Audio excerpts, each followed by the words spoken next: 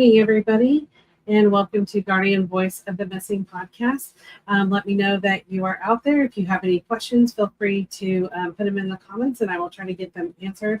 I don't always see all the comments, but I do try to go over them after the podcast and get them answered. If you guys have any cases out there that you would like to have me do a flyer for and get them on the podcast, please reach out to me. You can send me a message on Guardian Voice of the Missing.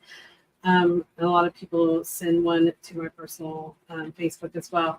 Hope you guys are all doing well. There has been a lot of breaks in a few cases and stuff, so it's been keeping us very busy. And there's been a lot of new cases. So I want to go ahead and jump right in. This is a case that I did share last week, but I really feel like it needs more coverage. So I wanted to share him again. This is Andrew in France. He went missing from Sedalia, Missouri on April 20th, 2023. He is 31 years old, 5'11", and weighs 175 pounds. He has blonde hair and blue eyes. He has several tattoos, some on his arms, hands, and a neck tattoo that has a ram, which covers his entire neck area there in the front, as you can see in the picture. And he may have a goatee. I do have pictures of his tattoos as well as the vehicle that he was driving and the license plate there. He had left home. He was staying at a residence in Sedalia, Missouri, heading to Excelsior Springs, Missouri in his white 2019 Ford Escape SUV with Florida license plate A as in Apple, V as in Victor, 13, N as in Nancy, F as in Frank. Law enforcement reported that he had gotten a traffic citation from the Kansas City, Missouri Police Department on April 20th, 2023 at about 4:26 p.m. His vehicle was then later found at the right way, and it had been towed from a KFC on April 24th in 2023 in Excelsior Spring. He does have ties in Excelsior Spring, and he was last seen wearing blue jeans, a blue t-shirt with an American flag on it, and dark gray Skechers shoes and a ball cap. Andrew does have daily contact with his loved ones, so this is very out of his character to not have contact with them. If you have any information regarding Andrew's disappearance or you know his whereabouts, please call the Sedalia, Missouri Police Department at 660-826-8100. And hopefully we can get Andrew back to his loved ones. So if anybody knows him, sees him, or Andrew, if you see this podcast or your flyers, please reach out to law enforcement or to your loved ones and let them know that you are okay. This next case is a case out of Arkansas. This is Brianna Fields. She's a missing and endangered teenager who went missing from Little Rock, Arkansas on July 24th of 2023. Brianna is 16 years old. She's 5'7", 130 pounds, black hair, and brown eyes. There's little information regarding her case. If you have any information regarding Brianna's disappearance or you know her whereabouts, please call the Little Rock, Arkansas Police Department at 501-371-4810. It is always scary when we've got teenagers that have went missing. So definitely everybody get these flyers out there and get them shared. They are all on Guardian's web Facebook pages, as well as they are out on the Missing Persons Alert as well. And I believe they're out on TLPI Investigations Facebook. So those are some areas that you guys can look for these stories and flyers and get them circulating. These were all just recently updated and nameless as well. This next case is Deborah May Vaughn. She went missing from Dallas, Texas on February 7th, 2023. She's 42 years old, 5'3", 160 pounds, black hair, and brown eyes. She was last seen in the Dallas, Texas area, but there's little information on her case. If you have any information regarding Deborah's disappearance or know her whereabouts, please call the Dallas, Texas Police Department at 214-671-4288.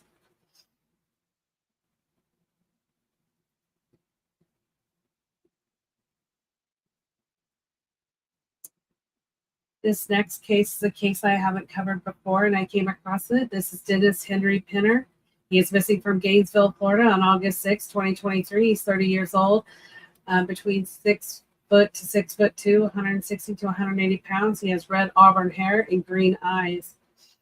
He does walk with a noted limp and wears an orthodontic in his left shoe. He may have a reddish or blonde goatee, and he does have a scar on his left hip and upper leg region. He does have multiple tattoos, as you can see in the pictures. He has an eagle on his left forearm, a koi fish on his left bicep, a Latin woman on his thighs, a small robot on his other thigh, a sword and knife on his arm, ship with a rose on his shoulder, a flapper woman's head on his thigh, and a robot with the initials CL on his left thigh. Dennis was last seen wearing gray pants and black Nike shoes with white soles at his family's home in Gainesville, Florida on August 6th. His red 2014 Subaru Impreza hatchback with Florida license plate number I is in ice cream, Q is in click, 33, X is in X-ray, X is in X-ray that expires in 2024 was later located in Alligator Alley, which is near the I-70 mile marker 49 and at the end of the field, which was near a Native American reservation. A receipt from the Mikoski Service Station 75 was found in the vehicle when it was located on 47901 West State Road, 84 in Okeechobee, Florida. His car was unlocked and his phone and several personal belongings were found. However, his wallet and ID have not been located.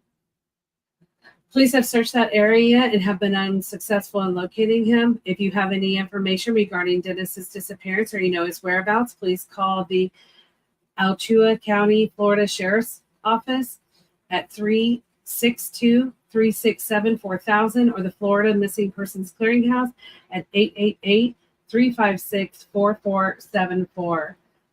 And hopefully someone will see him or he will see this and get in contact with his loved ones. And like I said, if you guys are out there, just let me know that you're here. And if there's any questions, just let me know. The next case is a case I have covered before, and I've been asked to cover another picture and cover Andrea Michelle Knable again. She is missing out of Louisville, Kentucky on August 13th of 2019. She's 37 years old and now 41. 5'7", 180 pounds, brown hair and hazel eyes. She does have a scar on her face. At the time, her brown hair had blonde highlights in it. She was last seen wearing a light colored tank top, white cotton shorts, and Nike tennis shoes, size 8.5. She was carrying a flat white purse that she kept in her back pocket with her and her cell phone. She was last seen on foot in the area of the 4000 block of Fincastle Road in Louisville, Kentucky at 1 a.m. It has been said that she was heading to her mother's house. Andrea has had no contact with loved ones or activities on social media, which is out of the ordinary.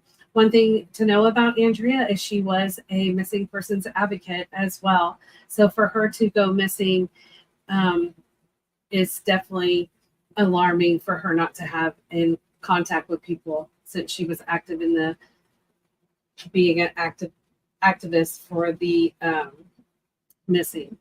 Andrea's phone or flat purse have not been found. If you have any information regarding Andrea's disappearance or you know her whereabouts, please call the Louisville, Kentucky Police Department at 502-574-7111 or TLPI Investigations at 502-427-1010.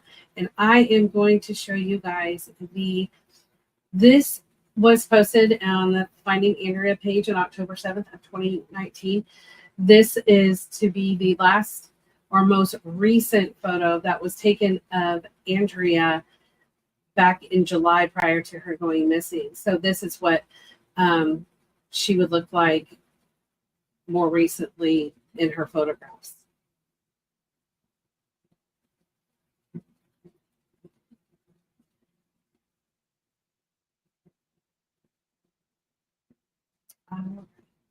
This next one, this actually is going to have two people, both of her and another girl, have went missing. Hang on a second. Okay. I guess it did not put me live everywhere. So hopefully now you guys can see me. So let me know if you guys are here. I guess I did not go live everywhere but YouTube. All right, so this following case, this is Nevaeh Stanford. She went missing from Homer Glen, Illinois on August 26, 2023. She's 16 years old, 5'3", 163 pounds, black hair and brown eyes. Nevaeh was last seen wearing a gray robe, carrying a bag of her belongings/cosmetics at the Hilton Garden Inn in Tinley Park, Illinois, between 4 and 5 a.m. She was with a girl named Tina Boyd, who is missing as well. If you have any information regarding Nevaeh's disappearance or know her whereabouts, please call the Will County, Illinois Sheriff's Office at 815-727-8576. And like I said, she is missing with the next girl that I am going to show. Hi, Allison. Hi, Jane. Thank you. I guess I apologize, guys. I guess for whatever reason, it only put me live on YouTube. So I got the Facebooks added. So I apologize, you guys. I was wondering where everybody was at. So yeah, if you're here, please let me know that you're here. If you have any cases, any comments on any of the flyers and stuff that I post or cases that need to be updated, please let me know. I'm in that process. So this is the second girl that had went missing with Nevaeh. This is Tiana Boyd. She also went missing from Homer Glen, Illinois on the 26th of August. She's 16, 5'3", 177 pounds, brown hair and brown eyes. She did have blonde highlights in her hair when she went missing. She was wearing a black hooded sweatshirt, black sweatpants, and carrying a bag of her belongings/cosmetics at the Hilton Garden Inn at Tinley Park, Illinois, between 4 and 5 a.m. And like I said, she was missing with Nevaeh Stanford as well. They went missing together. Whether they are still together, I do not know, but they are both reported missing. If you have any information regarding Tiana's disappearance or know her whereabouts, please call the Will County, Illinois Sheriff at 815-727-8575. And it's always scary to see young teenagers going missing, and two to go missing at the same time is definitely alarming from like a hotel or something like that. So please, like I said, all these flyers are out on Guardian. They are on Missing Persons Alert. I know they're out on TLPI Investigations Facebook as well. So if you guys can get them shared, I did post a lot of flyers today. So everybody is on there from the podcast. This next case I did want to cover again to give more coverage for David Michael Bowers, aka DJ Devo. He has been missing out of Afton, Missouri since September 12th of 2021. He was 18 at the time of his disappearance. He is now 20 years old, 5'10", 128 pounds, brown hair and brown eyes. He does have multiple scars on his arm, and he has a tattoo on his hand of an eye image by his right thumb and a tattoo of Bart Simpson, a flower, and other designs on his left arm. I do have them on the flyer. I didn't get them posted here, so I apologize, you guys. David was last seen wearing a white and black hoodie, jeans, and white tennis shoes. It is reported that he had been at a party on Swingers Bridge around 1 p.m. And then he left the next day with two males and went to St. Louis. Along the way, they had picked up a female. They had stopped at Afton, Missouri to get another female at her house, and they headed to downtown St. Louis, Missouri. There is a video of them walking by the arch, and a picture was taken by one of the individuals of DJ and the other three individuals in a parking lot, but none of them were aware that this photo was being taken, and it was randomly sent to someone. During their drive back to Afton, the car runs out of gas at a Family Dollar store. which the one female stated that she could walk home because she lived close by. The police took him to the car, and DJ took off, and the other three were questioned, but no reports of DJ being there. So it's kind of confusing, like whether or not he was actually there.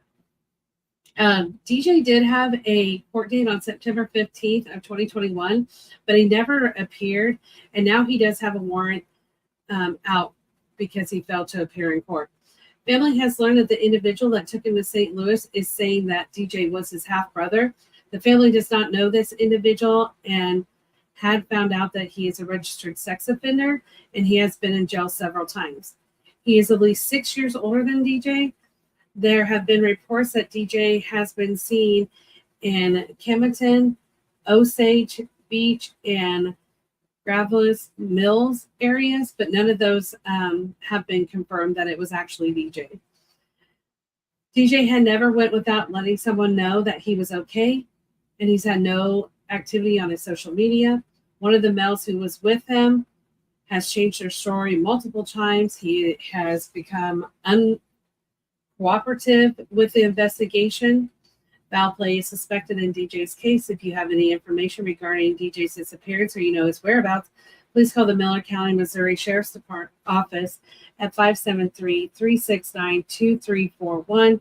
There is a $1,000 reward for information leading to David's safe return.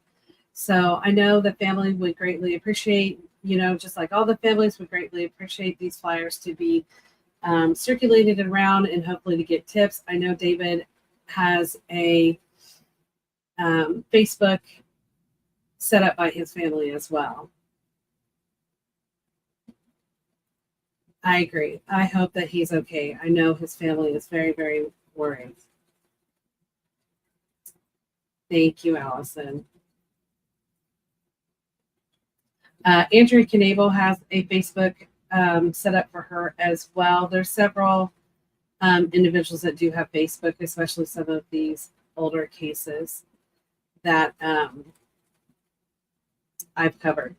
This is a case that I was asked to do after the last podcast. This is Gabrielle Beatrice Carrasco. I hope I said that right. She went missing on November 1st of 2019. She was 35 years old. She is now 39, 5'8", 180 pounds, brown hair and brown eyes. She does have a tattoo on her chest that says Memra de Juan Dos.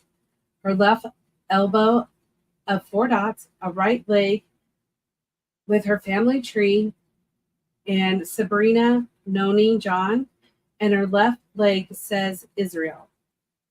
She may go by the names Carmen Selena Lara or Gabby Carrasco.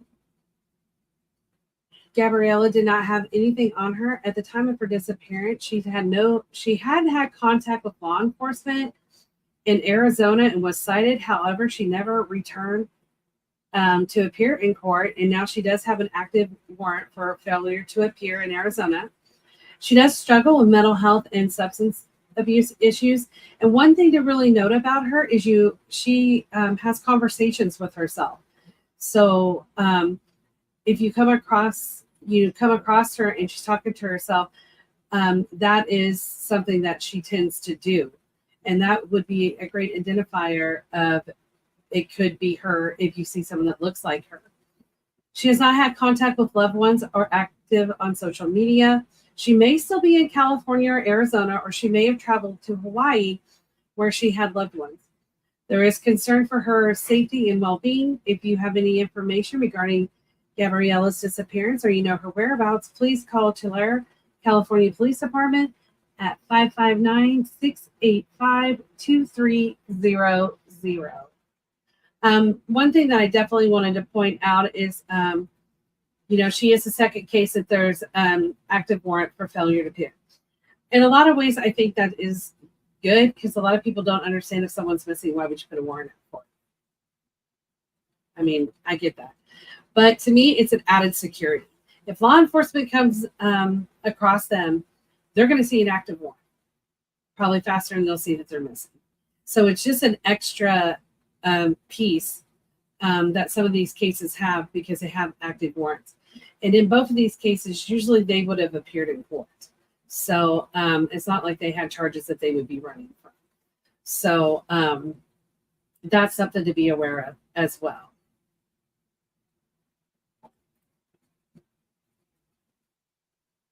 You are most welcome. I'm not for sure who posted that, but you are most welcome. I try to do anything I can. And the other people that I work with, we try to do everything in our power to help get loved ones home. This is a case, I haven't covered it for a while, but it is a case that is active and getting some movement on it. So I'm happy for the family for that. This is John Paul Parton. He goes by JP. He is missing out of High Ridge, Missouri on May 16th of 2021. He was 19 years old at the time of his disappearance. He is now 21, 6 foot tall, 175 pounds, brown hair and brown eyes. He does have multiple scars on his back and his right forearm. He was last seen leaving his residence with 2 male individuals. There are statements that he was going camping with friends. However, that has never been confirmed. It is suspected that foul play is a factor in his case, and there has been little to no cooperation with the individuals that he was last seen with or other people that he was affiliated with. He has had no contact with his loved ones or activity on social media. Some of the things that I could share on JP's case is his case has been quiet for a little bit, but there has been recent activity on his case. We still have people that aren't cooperating on their case, but we do have a lot of people that are coming forward and talking more about his case again, getting him back out on social media. So I'm hoping he also has a new detective on his case, which I think is good. He's got a fresh pair of eyes on his case again. So if anybody out there, I know with the case, I know some people are concerned to come forward about information due to some of the people that JP was involved with at that time. But, reach out. He's been missing since 2021. Someone needs to come forward. Like I said, foul play is definitely suspected in his case. We need to find him, but just with like some cases, we don't necessarily have to have him in order for people to be held accountable for his disappearance. I would like to see things get resolved for him. So if you have any information regarding JP's disappearance or his whereabouts, please call the Jefferson County, Missouri Sheriff's Office at 636-797-5000, or you can call the Missouri State Highway Patrol at Missing Persons Clearinghouse at 866-382-6422. You can also contact me if you have any information as well. You can contact TLPI if you have any information. We will try to keep you anonymous. The detective that is working on his case he's nice. He wants to get information and get him located. So like I said, if you feel like you're uncomfortable or you're scared in regards to JP's case, I understand that, but it's time to get the truth out on JP. Some of the last things and people that I had contact with JP, trying to get certain people identified and get them talked to so law enforcement can just talk to him. Because our biggest concern right now for JP is just finding him. That's what we want to do. Just like a lot of cases, we want to get them located. Everything else above that, that's not our hardcore mission. All that can come later, but we want to get people located. Get them located, get them back to their families.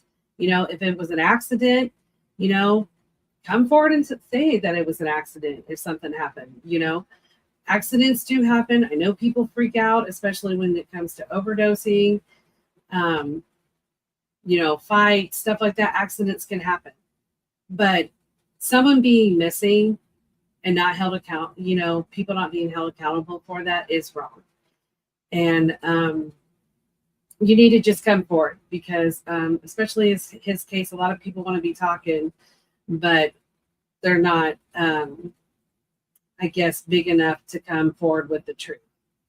There's been a lot of rabbit holes on his case as well, and some of the other ones. But please circulate JP's flyer. Like I said, please contact the detective, or you can contact me, or you can contact TLPI investigation on JP's case. On any of these cases, you're more than welcome to contact me as well if you don't feel comfortable talking to law enforcement, and I can transfer any information over to them. This is Erin Nicole Mitzi. We have covered her several times. She is still missing, but her last location, she had originally went missing from Dover, Delaware on November 11th, 2022. She's 22 years old, 5'1", 170 to 190 pounds, black hair and brown eyes. She used to wear braids. Her hair is short or naturally curly, as you can see in all the different photographs. She does have multiple tattoos. She does have a phrase on her wrist and above her elbow. And she does have multiple piercings, including her ear, nose, septum, and left ear. She does suffer from depression. She could have her ID on her and possibly a cell phone, but we believe that one is disconnected. She was last known to have some of her belongings when she had left a family member's home, but it is unclear whether she still has them. She has been living transit in the downtown Dallas, Texas area. And she was last seen in Lake Highlands area near Whitehurst Drive in Dallas, Texas. This is out of her character for not to have contact with her family. Family is concerned for her safety. There is a $500 reward for her being located and a safe return. If you have any information regarding Erin's disappearance or you know her whereabouts, please call 911 or the Dallas, Texas Northeast Division Police Department at 214-871-4268 or TLPI Investigations at 502-427-1010. And she has been, gone since November of last year. It's time to get her home. Erin, if you see this or anybody that has seen Erin, please reach out to, law enforcement, reach out to the TLPI. You can send a message to me. We just want you to be safe and in a safe place and not, out on the streets, and just make sure that you are okay. So reach out, to family, reach out, like I said, to the private investigator if you see this. We just want to know that you're safe and everything is okay. This next case is Kalen Patrick Stubler. He is missing out of Columbia, Missouri on April 20th, 2011. He's 17 years old at the time he disappeared, and he's now 30 years old. He's 5'10", 150 pounds, brown hair and hazel eyes. But his eyes sometimes look green. His hair is curly. He was staying at a friend's house and was reported at 2 p.m. that he got into a vehicle with an unknown individual that picked him up. He was last seen wearing a gray sweatshirt, jeans, and Jordan sneakers. He did not have a permanent residence and had been living with his friends. He didn't have a job or a driver's license. However, he had been applying for jobs, planning to go to summer school at Hickman High, and had enrolled and enrolling there in the fall. He did miss a court date. However, authorities do not believe that he is running from the law. He could be in the St. Louis area. His loved ones said it is uncharacteristic for him to leave without letting someone know where he is, and they do not believe at the time that he went missing that he was a runaway. If you have any information regarding Kalen's disappearance or his whereabouts, please call the Columbia, Missouri Police Department at 573-874-7617 or the Crime Stoppers at 573-875-8477. And let's see if we can get him located and back home. His family, too, has a Facebook out for him as well.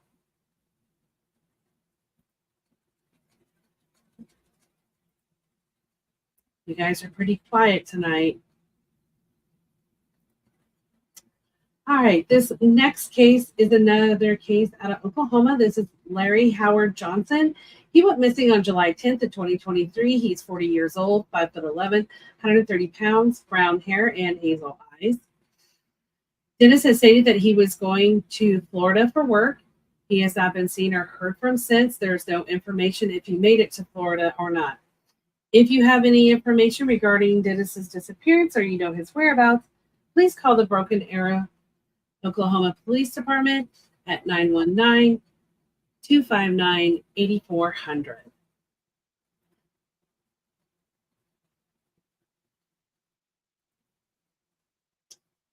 This next case is Mikel Lawrence Mikolai. I think it's Mikolai Lawrence Hall. He's missing out of Las Vegas, Nevada on January 22nd of 2020.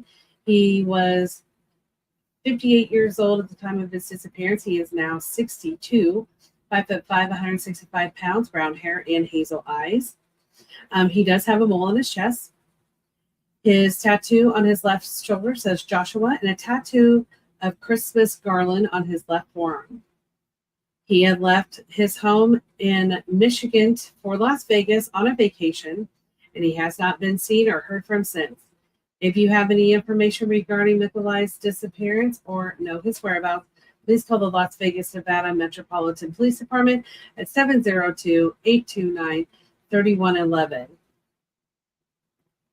And I always think that's just, people that are heading somewhere for a reason and have the plans to return home, and then no one hears or sees from them since. Yeah, I do not know if that has been requested yet. Surveillance from the airport, or if he drove. I'm not for sure how he was getting there, but there's very little out there on his case. I tried to see if I could find more. And these are all recent cases that law enforcement has updated on the NamUs website. So I'm trying to keep up on it. All right, this next is Peter DeLuise.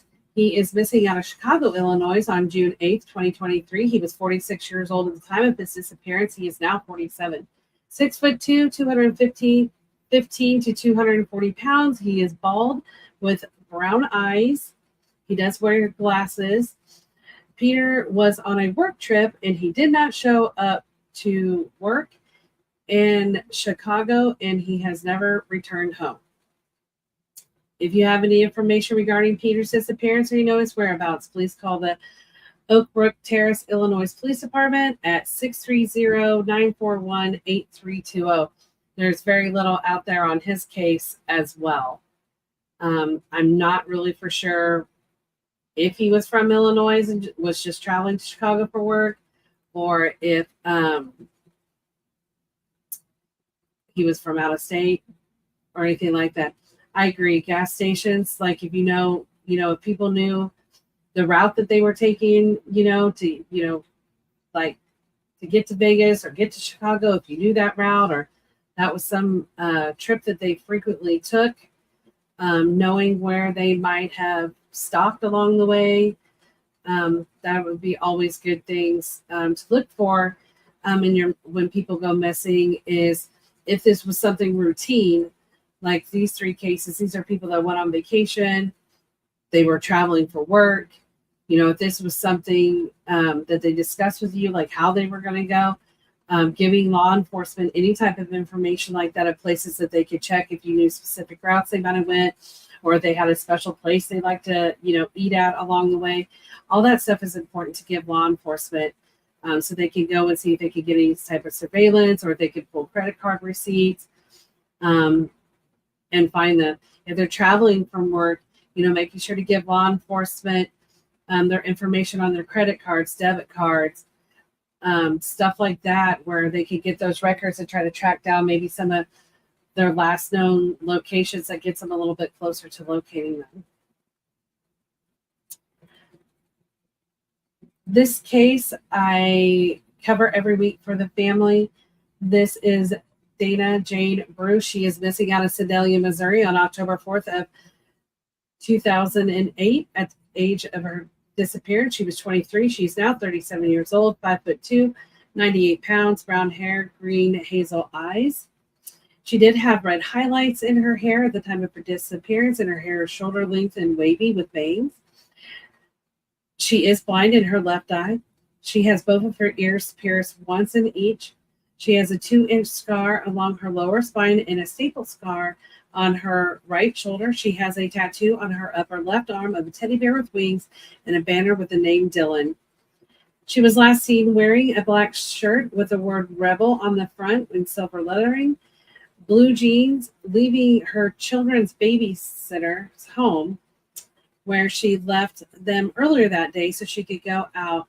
She had returned around midnight to give the babysitter more money and asked if they could watch the children for the rest of the night so she could go out. She had been seen at Maloney's bar on Main Street with a young man driving a late model red Ford F-150 truck earlier in the night of her disappearance and had left with the man around 11:30 to go pay the babysitter. Police had identified the man that she had been seen with the night that she had disappeared. He had traveled to Atlanta, Georgia, which I believe that's where he was from, and police had questioned him because he got arrested there on unrelated charges of marijuana possession and driving on a suspended license. He has never been publicly known, but the police were calling him a person of interest. I think that has changed. He said that he had been with Dana and they had parted ways after they had left the bar, and he has never seen her again. Updated information, there is another red Ford F-150 truck that Dana was spotted to be in after she had left the bar. That night, there were several people in the bar and Maloney's. They were having an anniversary party that night. So there is another red truck. So if anybody knows anybody that owned a red truck around that time of her disappearance, please come forward with any type of information that you do have. Also, she did leave with other people at that time. And if those people have any information, there have been eyewitnesses that have seen her and possibly that she had went to an after party. And I don't know if something at the after party happened. Like, again, was there an accident? Was there a fight? Was there a possible overdose? Alcohol poisoning, and everybody freaked out. I mean, the main thing is we want to find her body. We just want to find her remains. That's what we're looking for. One thing about it is she had left all of her belongings behind. She doesn't have a bank account. She doesn't have credit cards, phone, or a vehicle. It is unknown if she had her ID on her at time. She was a very devoted mother. There's nowhere that anybody has said that she was not a good mother. She would never abandon her children. The other part is she had just signed that day a contract for to rent a place. So chances of her just walking away doesn't seem likely. Foul play is suspected in her disappearance. Her case is active.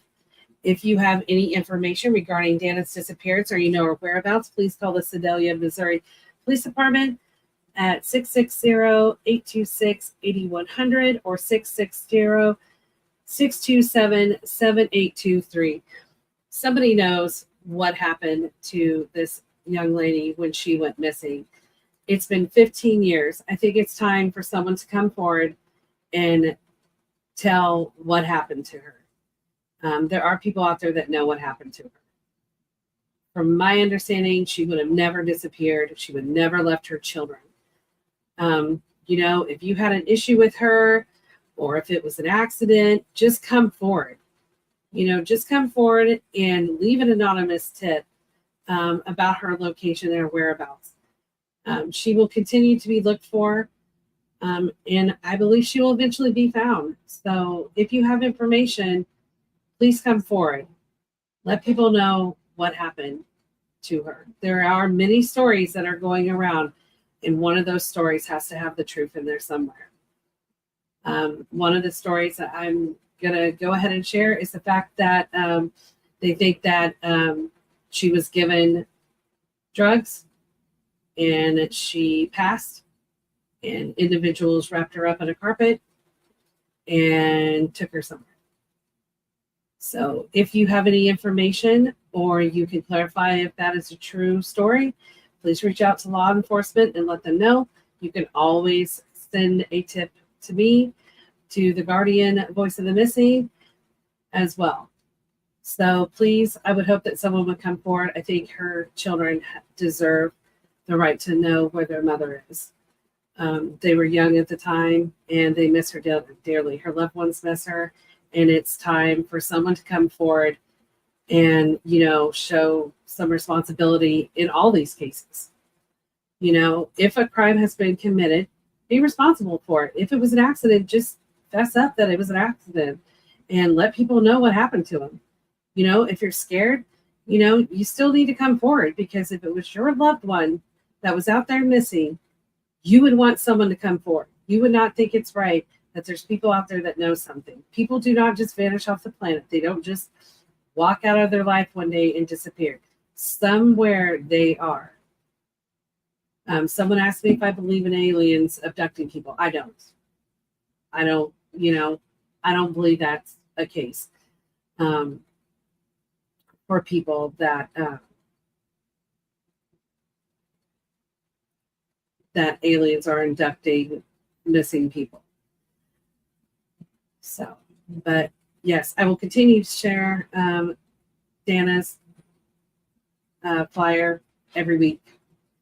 I will continue to share JP's flyer every week to get their cases really being seen and get some information out there on there, and hopefully someone will come forward on all of these cases, because the missing deserve to be able to come home.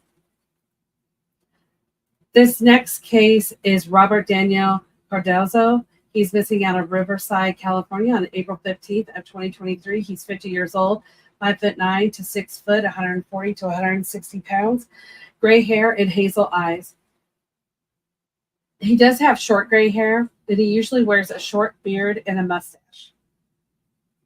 Robert has SSG in cursive as a tattoo on his back of his neck, and Patricia on the right side of his chest. RIP on his right pinky finger, and Rich on his middle finger. If you have any information regarding Robert's disappearance or his whereabouts, please call Riverside County, California Sheriff's Jupiter Valley Station at 951-965-2600. And there is very little out on his case as well. I do have one more case to share, so if you guys have any questions, comments, concerns, let me know.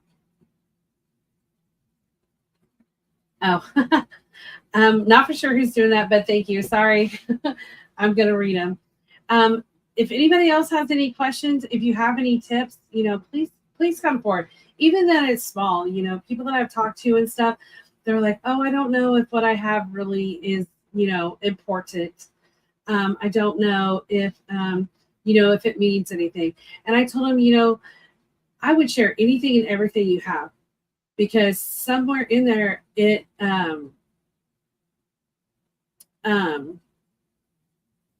might be a piece law enforcement is looking for.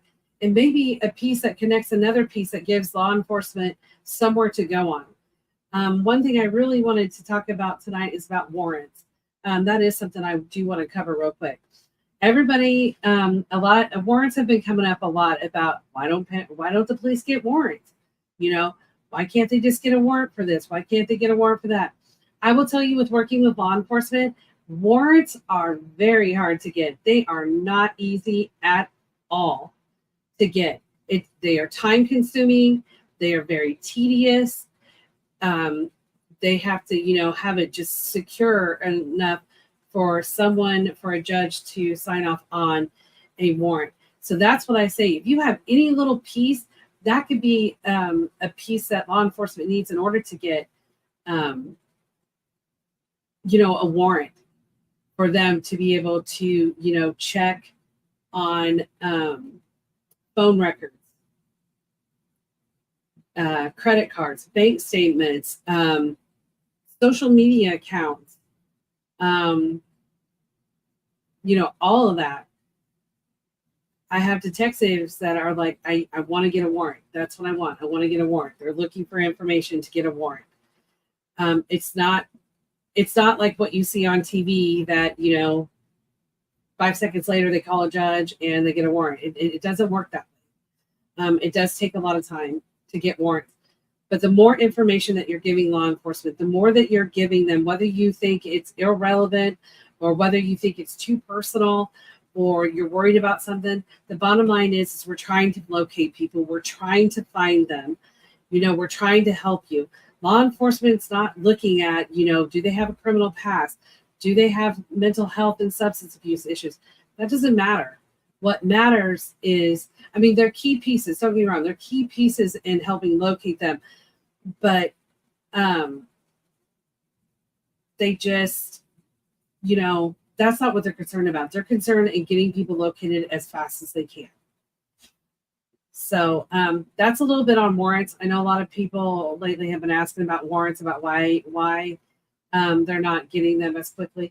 Another thing that's came up a lot of weeks too is law enforcement not sharing everything with families and all. And then, finding stuff out. The one thing I'll tell you about law enforcement, they're not going to tell you everything they're doing. You may think they're not working on stuff, but they are. A lot of these cases I work with law enforcement with as well, and they're working on stuff. I always say if you can't reach them every time you call, they're out busy working, and that's what you want. But I also try to work with law enforcement to say, hey, reach out to the families. Just say, hey, I've got nothing new right now, but we're running down leads. We're doing everything that we possibly can to find your loved one. So be patient with law enforcement. They have a lot of steps they've got to do. They've got a lot of hoops they have to jump through. But the more information that we can give law enforcement, the more they can run down leads, the more they can work through what is a movement towards finding someone and what is not a movement, because there are people that will reach out to you. They will tell you false information. They will try to scam you out of money. They'll be threatening, stuff like that. You need to turn all that over to law enforcement and also into the FBI. And I did cover that last week about how you can file a report in the FBI, and that needs to immediately be taken to the FBI. If people are trying to scam you, if a child goes missing and you're not getting much help, there was a case here just recently that family said they weren't getting help and there was a child involved, and we told them to reach out to the FBI. The child has been located. Both individuals have been found safe, which I'm happy to report. But, reach out to the FBI, especially with children. Reach out to the FBI, if you're having problems. They are here to help find missing people as well. But, try to work with your law enforcement and give them everything you possibly can. Don't hide if people are, using or they're homeless. Don't hide that information, because those are areas that they could be looking at, of places that they could have possibly been. So they can run it down. And Becky's family, I believe Lisa, I did not cover Rebecca tonight. I can pull her up real quick if you'd like, right after I share this last case. Give me one moment. All right, this is Zakia Holloman. She is missing out of Little Rock, Arkansas. She went missing on July 28th of 2023. She's 14 years old, 5'4", 110 pounds, black hair, brown eyes. There's little to no information on her case. If you have any information regarding Zakia's disappearance or her whereabouts, please call the Little Rock, Arkansas Police Department at 501-371-4510. Lots of kids go missing, I feel, in Little Rock. So if you guys can share those flyers, as 14 years old, has no business being out, not in a safe area. I am going to pull up, let's see here. I'm going to pull up, I'm going to pull up Rebecca's case. I had a lot of new cases this week to get out.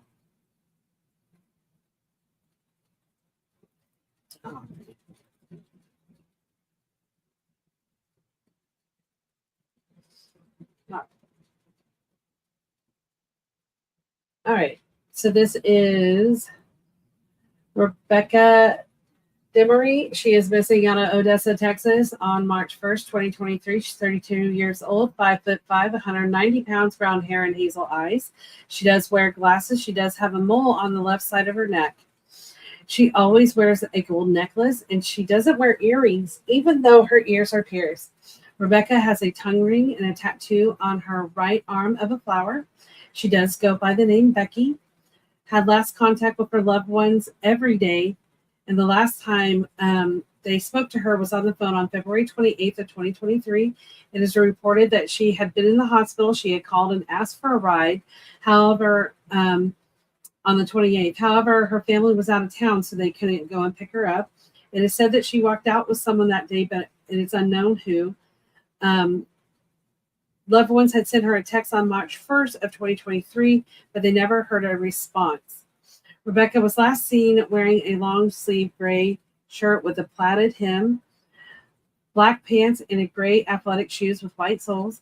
She was carrying a black and teal duffel bag, which normally I have up here, but I don't have it up here. But it is on our flyer. She had been last seen approximately at 3:50 a.m. in southeast Odessa. Foul play is highly suspected in her disappearance. Law enforcement is very active. They have searched some areas for her. If you have any information regarding Becky's disappearance or her whereabouts, please call the Odessa, Texas Police Department at 432-335-4609. Also, you can leave a message for me as well, and I can get it over to law enforcement. They are very, very active on her case and trying to locate her. You are most welcome. One thing about Rebecca, too, is she is not familiar with the Odessa area.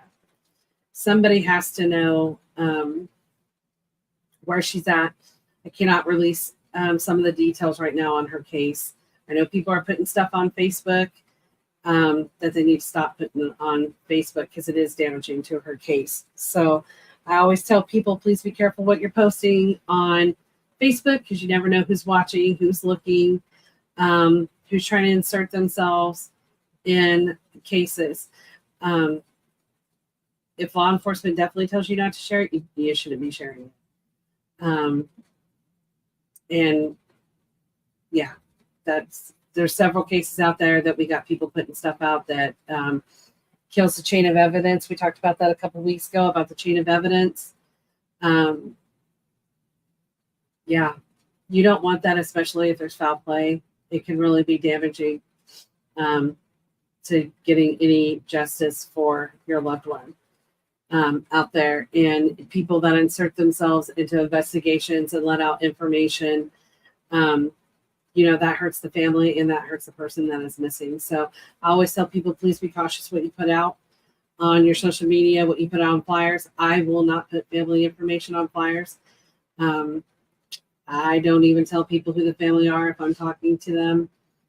A lot of times, like you guys will hear me, is I'll say, yeah, your loved one will be out.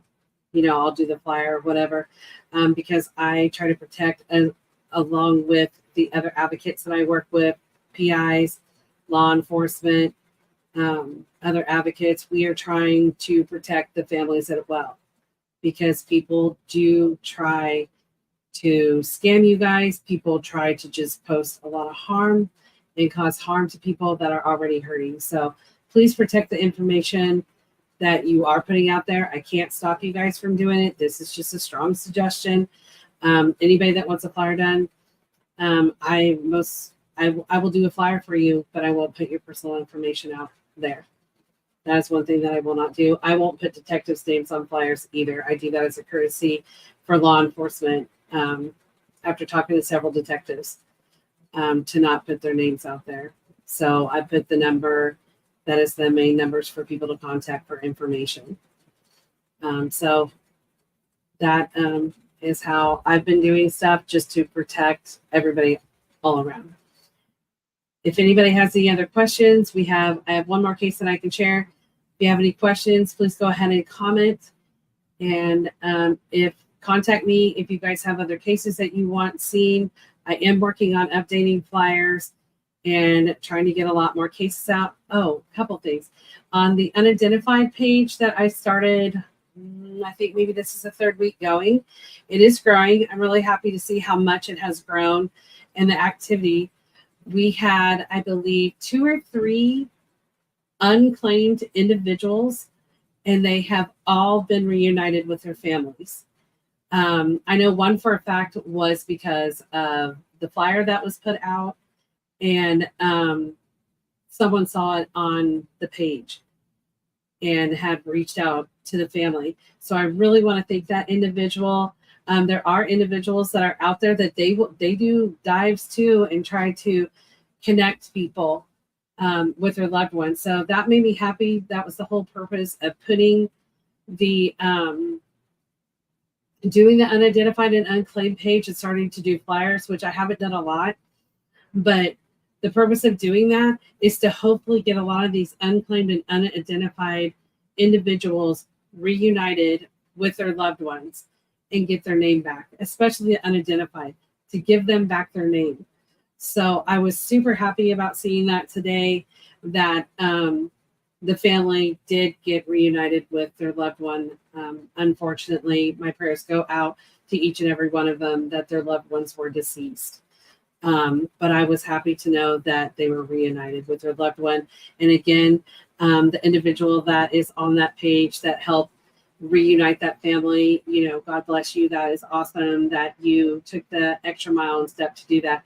So please go out and join the unidentified and unclaimed page. Share out there.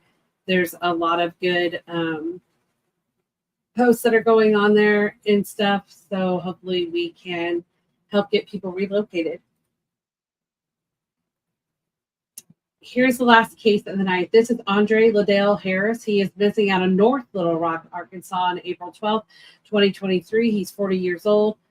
At the time that he disappeared, he is now 41, 5'5", 145 pounds, black hair and brown arms. Oh,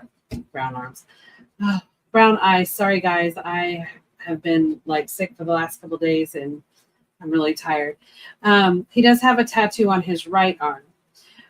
Andre may go by Andrea L. Harris, Andrea Liddell Harris, and Andrea Liddell Harris, but they're all spelled differently.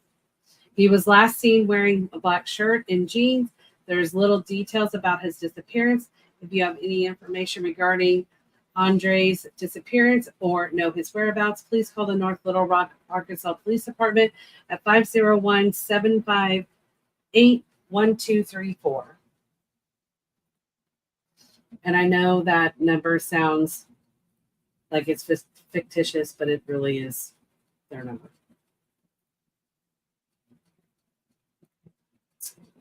I'm not for sure who this is. Says they need to talk to me when I'm done.